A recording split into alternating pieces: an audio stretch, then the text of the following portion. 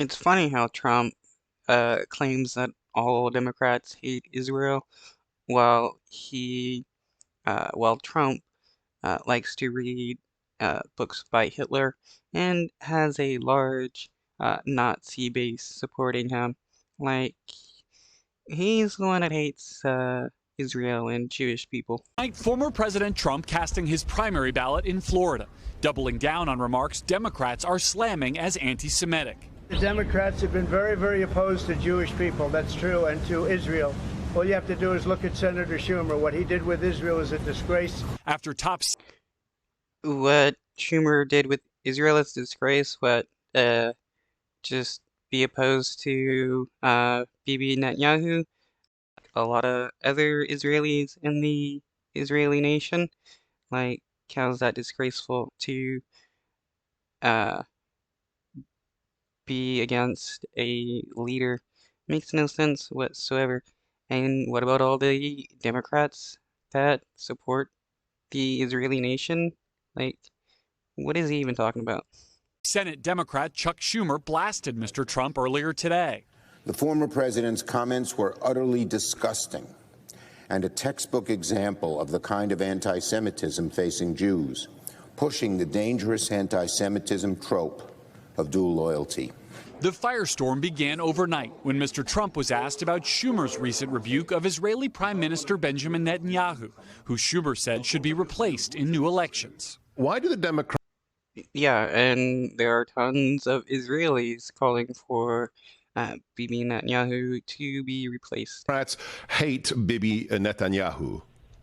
I actually think they hate Israel. Mr. Trump saying, Right, because Biden, who's given money and weapons to the Israeli government, hates Israel. Democrats are being swayed by protests over President Biden's policy on Gaza. Even I'm amazed at how many people are in those marches. And guys like Schumer see that, and to him it's votes. I think it's votes more than anything else. Any Jewish person that votes for Democrats hates their religion, they hate everything about Israel, and they should be ashamed of themselves because Any Jewish person that votes Democrats hates their religion.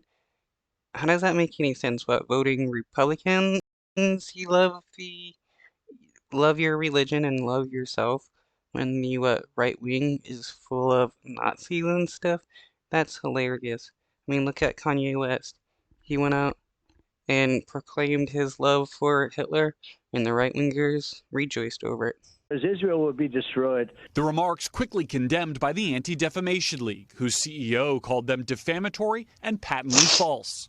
The Biden campaign saying, quote, the only person who should be ashamed here is Donald Trump. The former president touts his pro-Israel. I mean, it's like saying if you're a Christian and you vote Democrat, you hate your religion, and you have to vote Republican. Makes no sense. Record, including moving the U.S. Embassy to Jerusalem and helping the country forge peace deals with some of its Arab neighbors. President Biden has criticized Israel's actions in its war against Hamas, including the impact on civilians, something Mr. Trump has largely avoided. I mean, it's not like Biden truly cares about what is happening to the civilians. Otherwise, he wouldn't be defending the Israeli government, civilian areas, or funding them with money and weapons, or the UN. I mean, the US wouldn't be defending the Israeli government against the UN.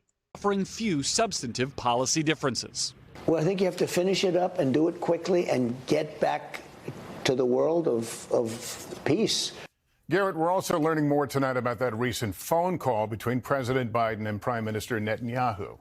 That's right, Lester. Two U.S. officials tell NBC News the conversation between the two was intense, constructive, and very candid.